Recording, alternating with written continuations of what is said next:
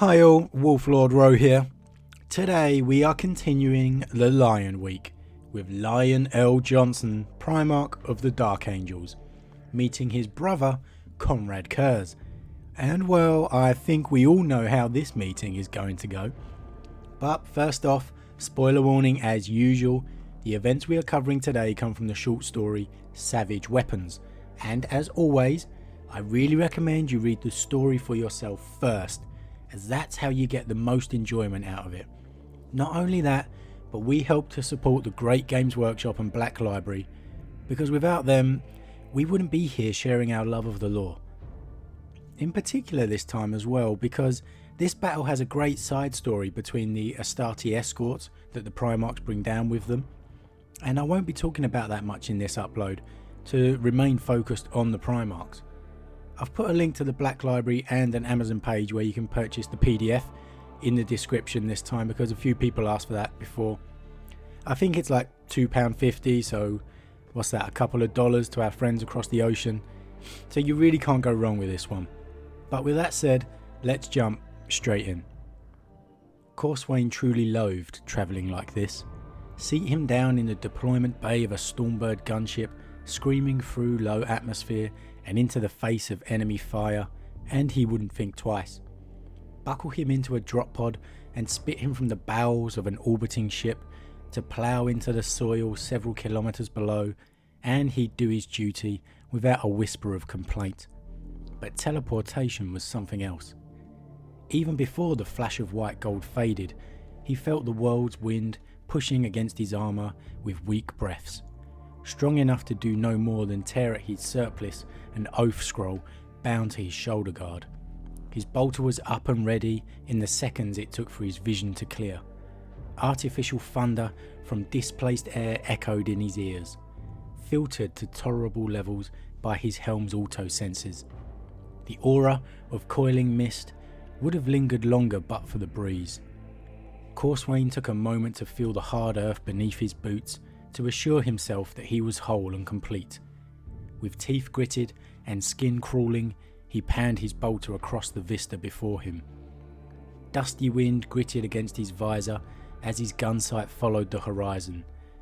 They'd materialised in the heart of a crater, spanning at least a kilometre across in all directions.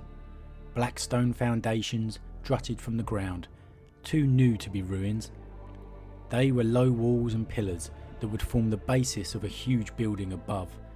The Night Lords were building something here, a fortress, but the work crews had evidently been withdrawn to make way for this meeting. Nothing moved, nothing breathed. Clear, he called. In the same moment Alejos called the same. The lion moved to one of the black rock pillars, stroking a gauntleted hand down its sculpted side. Corswain doubted it escaped the Primarch's notice that the stone was clearly quarried off-world and brought here for use. "Do you hear something?" he asked. Alejos turned to the Primarch. "The wind, my liege." Corswain didn't answer at first. He could hear something beneath the wind, clawing at his helm's receptors. Something beyond his own slow breathing and the machine beat of his pulse tracker. With a blink click, he disabled his active retinal screen. The world's breath howled on. "Just the wind, sire." "Very well," the lion replied. "Now we wait." On the stroke of the third minute, a sonic boom of displaced air heralded the enemy's arrival. Corswain looked into the nexus of spreading mist as the ship's atmosphere teleported down, with the enemy dissipated into the wind. His lenses didn't filter out the light fast enough, and in the wake of the transition flare, Corswain had to blink to clear his aching eyes. Tears came unbidden, not from pain or torment, but as a biological response to soothe the irritation. The lion anticipated his movements, for he said, "Weapons down, little brothers," as soon as the knight felt his muscles bunch. "Yes, my liege," Alejos murmured, displeasure raw in his tone. Corswain swallowed his awe at what stood before him. A cadaverous god in midnight clad, each armoured finger ending in a charged blade the length of a scythe. Black hair at the mercy of the world's wind streamed from back from a corpse's face. Chained skulls rattled against warplate etched with runic writing, rejoicing in past massacres and celebrating atrocity against the empire of humanity. This husk of nobility, this emaciated wraith, now no more than the shadow of a prince, bared teeth filed to fangs as he opened his arms to the lion, offering a welcoming embrace. Oh man, you can feel the anticipation here. I love the description of the Night Haunter too. The awe that he leaves Corswain in. We always get Astartes marvelling at their own Primarchs, and rightly so, but it's great to get the impression one has on another legion. Corswain swallowed his awe at what stood before him. A cadaverous god in midnight clad. Such a great line, such a great line. "My brother," hissed Konrad Curze, Lord of the 8th Legion. His was a viper's smile, just as predatory, just as brazen in its hunger. "I have missed you." The lion hesitated. He raised his hands to his collar, unlocking the helm seals hidden there, and pulled the helmet free. An expression of naked surprise marked his features, yet his face was still an angel's countenance, not the beatific handsome lies of ancient religious myth, but rather the truth of Terran artistry, a face that could have been shaped from tanned marble, emerald eyes with soulful depths, contrasted by a mouth that would forever struggle to show emotion. To Corswain's eyes, Curze was pathetic, ghoulish in comparison, a wretched husk facing a Night Lord, claws against the prince's sword. "Curze?" the lion asked, his resonant voice softened by disbelief. "What has happened to you?" Even the lion is taken aback by the appearance of his brother. Like so many times when their loyalist brothers finally meet their fallen brothers, they are shocked by what's become of them. Even one like the lion here, so guarded and reserved, but he can't mask his disbelief. The Night Lord ignored the question, speaking with insincerity rich enough to make Corswain's teeth ache. "Thank you for coming. How it warms my heart to see you." The lion drew his blade in a slow, clean movement. He neither brought it on guard nor threatened the other Primarch. Instead, he clutched it in both black gauntlets, the crosspiece hilt before his face as he stared at Curze above the quillons. "I will ask you this once and once only. Why did you betray our father?" "I would ask you something in return, brother," Curze answered with a grin, his filed teeth on display. The clawed Primarch's eyes were unhealthily bright, rich with a secret sickness. "Why did you not?" The lion lowered his blade to end the salute, knightly respects now paid. "Our father has charged me to take your head back to Terra."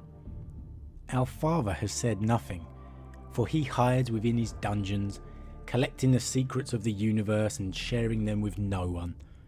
Lorgar and Magnus have seen everything our father sought to hide, so do not carry a precious little lie as your shield, lion.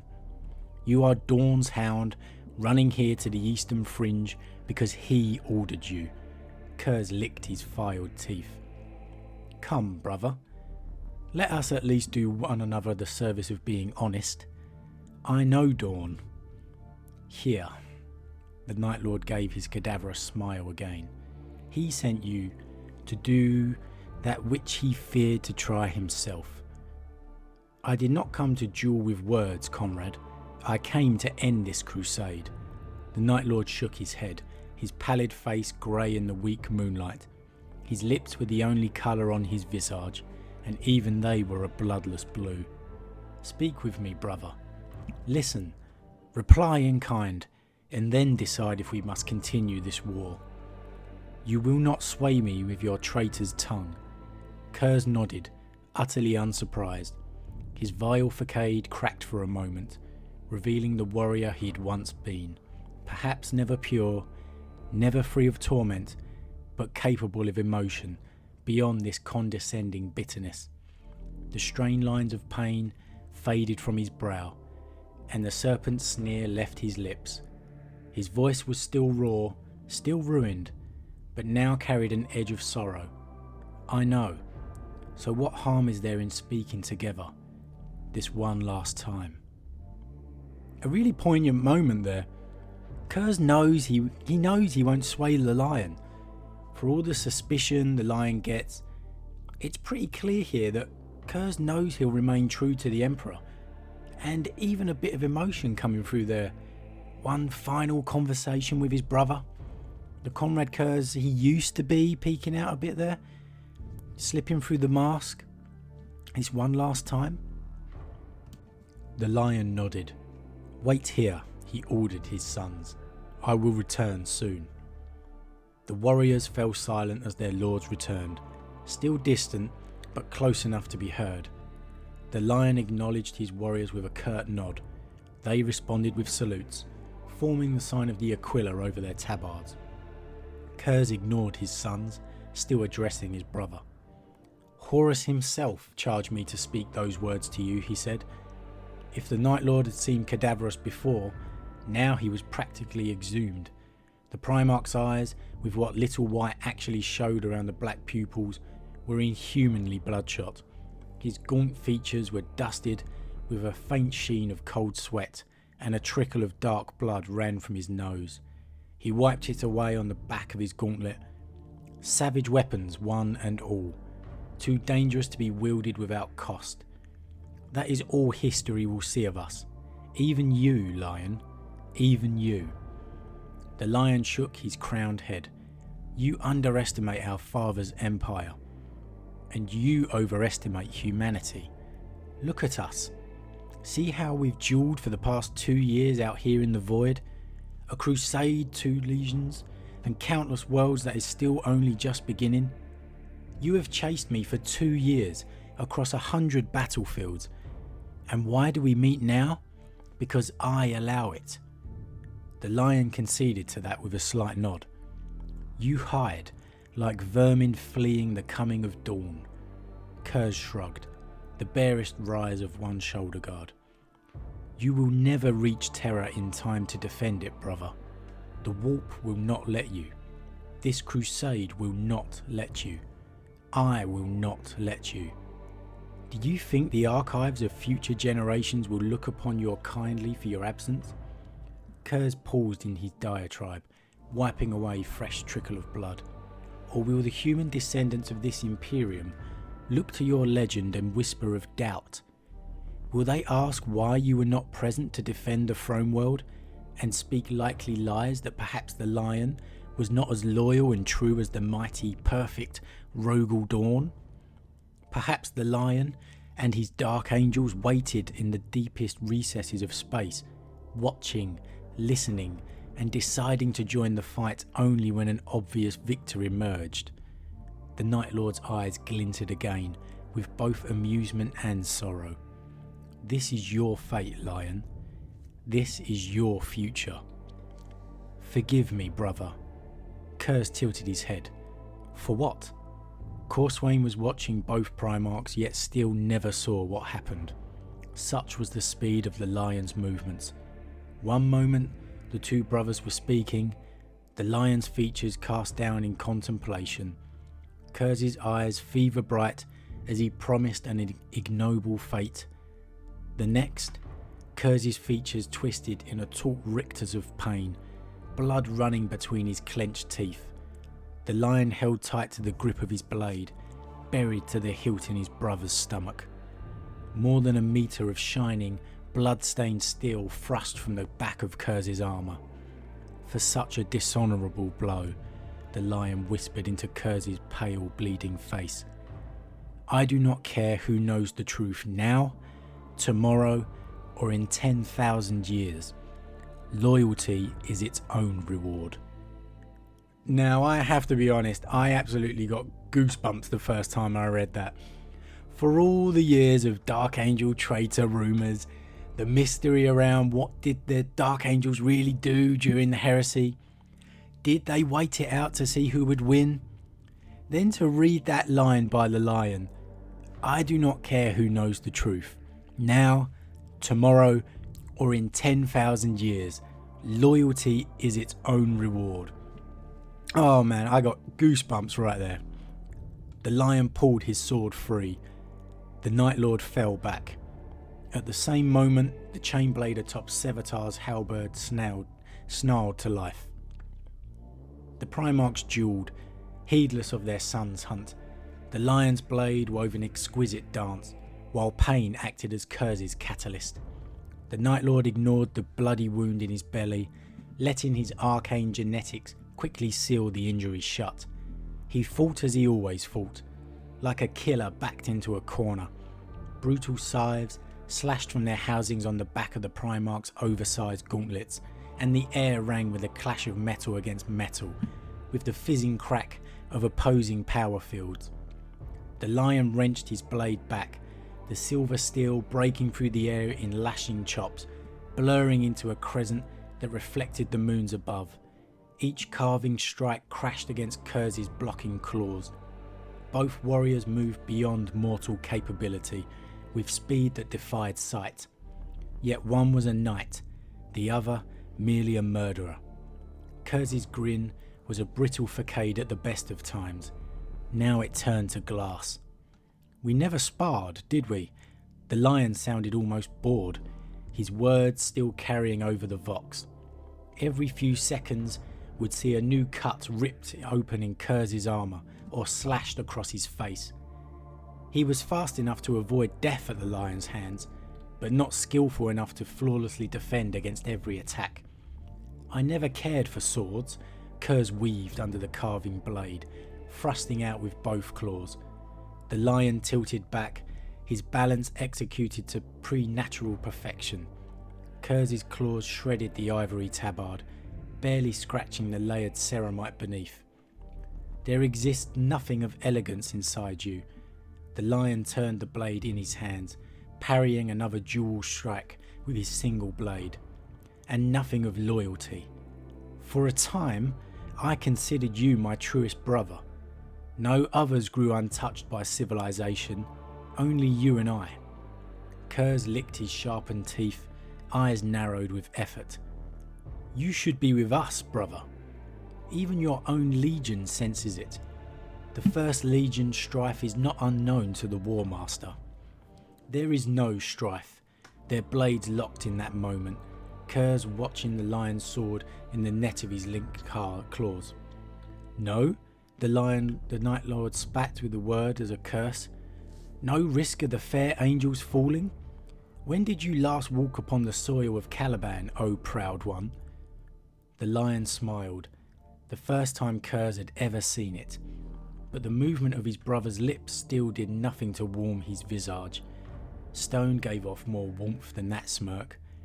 He gave no answer beyond the smile. Here we have the foreboding of what Luther is up to. What is he doing back on Caliban? Turning on the lion, that's what he's doing. The future fallen who will be forever hunted by the loyal Dark Angels. Curze returned it, just as insincere, just as lifeless. In that moment, he stopped fighting, ceased his measured duelling, and leapt at his brother with a howl. Where the warring Primarchs had represented the pinnacle of human possibility in warfare, now the lion's poise, skill and grace counted for nothing. They brawled as brothers, rolling across the ground, hands at each other's throats. When the tumbling ended, Curze knelt atop the lion. Pinkish saliva sprayed from his pale lips as he bore down on his brother. Claws clasped to strangle, to inflict that most slow and intimate of murders, when slayer and slain stare into each other's eyes. Die, Curze breathed. Desperation ruined his voice, rasping it from bleeding lips. You should never have survived that tainted world you call home. The lion's armoured hands grasped his brother's throat in mirror response, but the Night Lord's advantage was crystal clear. Curze shook the lion's neck in his fists, cracking his brother's head against the rocky ground again and again and again. Die now, brother. History will be kinder to you this way. The first time I read that, I felt the moment was a little anticlimactic. Curze just jumps on the lion and they roll around on the floor, but I understand that this isn't supposed to be the ending for either Primarch, it's merely the beginning of their story, and they have many more battles to come. But when you read it as they've gone from two warriors brawling to two brothers, you know, two brothers aren't going to stand there dueling with a sword and power claws. They literally would be brawling on the floor. It doesn't get much more up close and personal than that. They remain strangling each other, with the Night Haunter having the advantage until Corswain breaks away from his fight with the other Night Lords due to the sacrifice of Alejos against the two Night Lords, leaps on the back of Curze and embeds his sword straight through his back. Curze screamed, his ghastly face raised to the sky. More blood drizzled from his pale lips as the insane pressure in his back and chest increased, until his breastplate gave way with a brittle crack that split the night. The wounded demigod clutched at the sword tip poking from below his collarbone, screaming like a man doused in chemical fire. More than a shriek of pain, it was an oral assault in itself, sending Corswain staggering back. The knight's grip slipped from his blade. In desperation he clutched at whatever he could reach. One hand fisted in the Primarch's lank black hair, the other snagged a thick chain hanging from Curze's pauldron. The Night Lord Primarch staggered to his feet, hauling the struggling warrior up with him. Corswain yanked the Primarch's head back, pulling out a fistful of hair, while ripping the bronze chain from his shoulder guard. Instead of lashing it against the Primarch's skull as a whip, he slapped it around Curze's throat, holding tight to both ends. The cold metal garrote tight-ended as the Night Lord stumbled and thrashed. Corswain tugged harder, hearing the soft, wet clicks of vertebrae giving way beneath Curze's ragged gasps. Corswain had broken horses as part of his squire training back on Caliban. Instinct made him tense the first time a horse bucked beneath him, and his rigid muscles had seen him easily thrown from the beast's back. To break a horse, especially the proud and muscled chargers so prized by the homeworld knights, required as much grace and care as it did raw strength. The key was to move with the horse, to stay balanced, for the rider to keep his muscles loose and flexible in order to adapt to whatever tricks the creature might try. Corswain hadn't thought of those days in a long time, but the bucking, thrashing ride he endured now brought it all rushing back. He knew he couldn't have been on the Primarch's back for more than a handful of seconds, but it already felt like an age. Curze twisted again, with enough force this time that the angel lost his grip on the heavy chain. Corswain ended his tumbling fall by crashing against a stone pillar, the impasse of his armour plating taking a huge chunk from the stone. He'd been shrugged off like a bothersome insect, even strangled, beaten, bleeding, cut and stabbed. Curze had hurled him aside with almost no effort at all. He hurt, blood of the Emperor he hurt, but he scrambled to his feet, reaching for his sword in the dirt. If he could... The shadow fell over him. Something hit, a mountain avalanche against his left side, throwing him back into the air. The ground spun, became the heavens, became both earth and sky at once.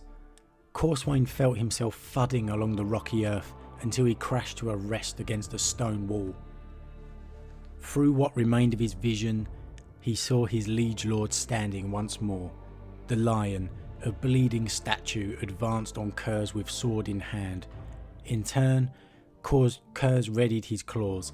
Several of the talon blades were broken, scattered over the ground. They came together yet again, weapons sparkling and flaring.